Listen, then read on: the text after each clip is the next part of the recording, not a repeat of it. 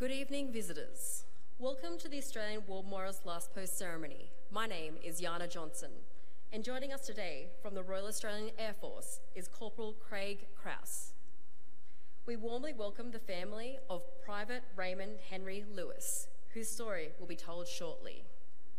We welcome the veterans who have served, those that are still serving, and the families that support them. We acknowledge the members of RSL and Services Clubs Association, RSL Victoria and RSL Queensland who are watching the broadcast of this ceremony across Australia. During the ceremony, wreaths will be laid at the base of the pool reflection by family and visitors to the memorial. Please stand and join in singing the national anthem.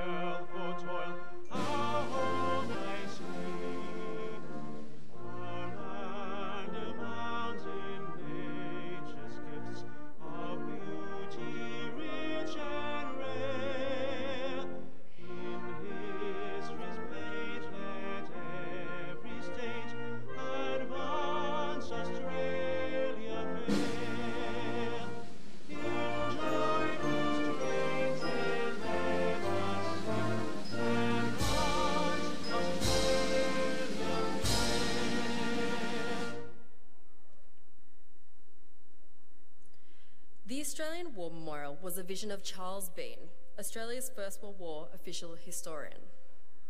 Bean landed with the Australian troops on Gallipoli and stayed with them at the front through to the end of the war. The idea of this national memorial and museum came to him at Pozières, France, in the depths of the bloody fighting of 1916. Bean's idea was that this would be a place where families and friends could mourn loved ones buried in faraway places. It would also be a place that could help all Australians understand what these men and women had endured and what they had done for us. Bean's vision, to which we remain true, is best expressed as inscribed in the entrance to the memorial's galleries. Here is their spirit, in the heart of the land they loved, and here we guard their record, which they themselves made. Tonight, we'll read the story behind just one of those on the Roll of Honour, which lists the names of more than 102,000 men and women who have given their lives for us in war and operations for more than a century. But first we present a lament, Flowers of the Forest. Wreaths of floral tributes will now be laid at the base of the pool of reflection.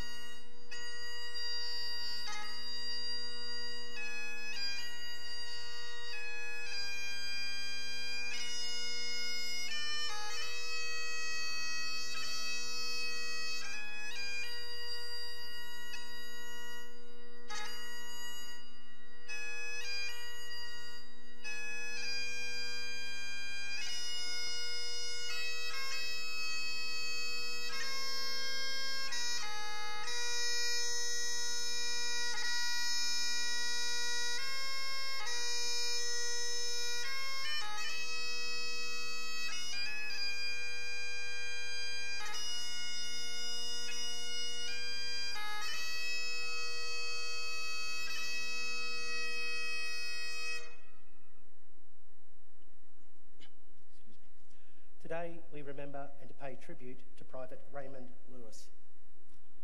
Raymond Henry Lewis was born in 1898, one of 4 children of George and Elizabeth Lewis of Nimitabel, New South Wales. After attending public school, Raymond worked as a clerk at the Nimitabel Post Office. In January 1916, a number of men from Nimitabel enlisted in the Men from Snowy River Recruitment March that passed through the nearby town of Cooma. Raymond was not yet old enough to join the march, but he made his way to Goulburn in July, 4 months after his 18th birthday, and enlisted in the Australian Imperial Force. After several months at the AIF training camp in town, in October 1916, he sailed for England with a reinforcement group for the 55th Battalion. After further training on Salisbury Plain, Raymond embarked for the Western Front in April 1917, joining the 55th Battalion in the line near Bullecourt.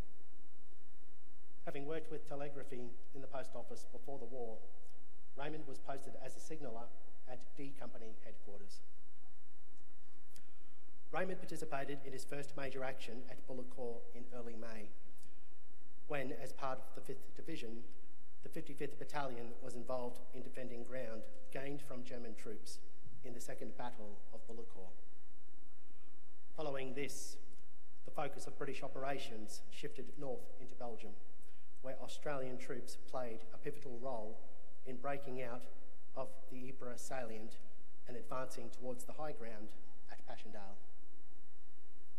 On the 26th of September 1917, the 55th Battalion fought a highly successful action at Polygon Wood, where they advanced behind a creeping barrage that, in the words of the Australian official historian, raged ahead of the battalion like a Gippsland bushfire as they went into battle that day. After Polygon Wood, the men of the 55th rotated in and out of the front line following further successes at Brute Sender. They consolidated ground gained from the Germans by repairing trenches, improving concrete fortification, erecting barbed wire, and bringing up duckboards and other supplies in preparation for another advance towards the village of Passchendaele. They did this amid heavy German shell fire, which was both sporadic and indiscriminate. The 55th was occupying positions on Anzac Ridge, east of West Herk, on the 19th of October 1917, when the battalion's front was subjected to bombardment from the German guns. The battalion war diary relates that the enemy shelled the whole area persistently throughout the day, paying particular attention to pillboxes and duckboard tracks. Although it is not specified in any of the historical records, it is likely that Raymond was killed when a German artillery shell landed on the roof of a dugout and collapsed it on top of the 8 men of the 55th Battalion who were sleeping inside. Aged 19 at the time of his death, Raymond's body was never recovered from the battalion's position on Anzac Ridge. His name is recorded on the Meningate Memorial near Ypres, one of the 6,187 Australians who died in Belgium and have no known grave. Raymond Lewis's name is listed on the Roll of Honour on my right, among almost 62,000 Australians who died while serving in the First World War. His photograph is displayed today beside the tool of reflection. His is but one of the many stories of service and sacrifice told here at the Australian War Memorial. We now remember Private Raymond Henry Lewis, who gave his life for us, for our freedoms, and in the hope of a better world.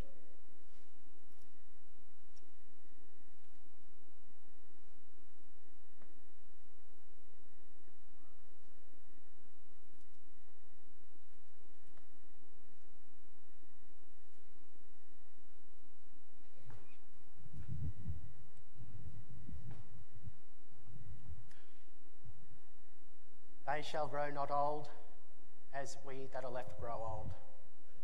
Age shall not weary them, nor the years condemn. At the going down of the sun, and in the morning, we will remember them.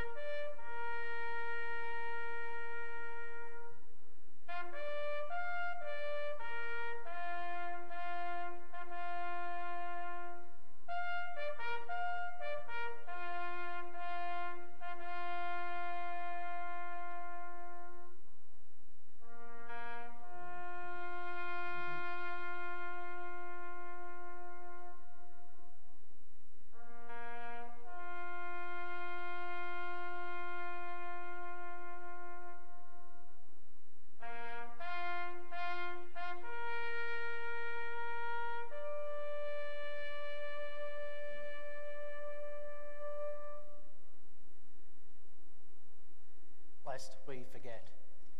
Lest we forget.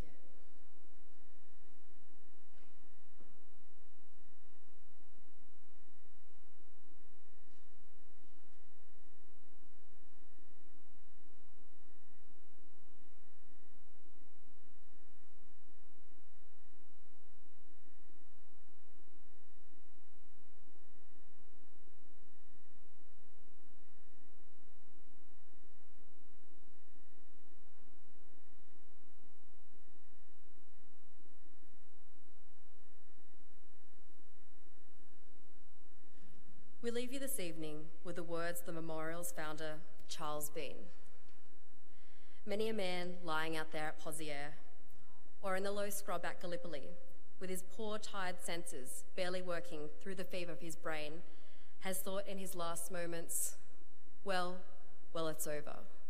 But in Australia, they'll be proud of this.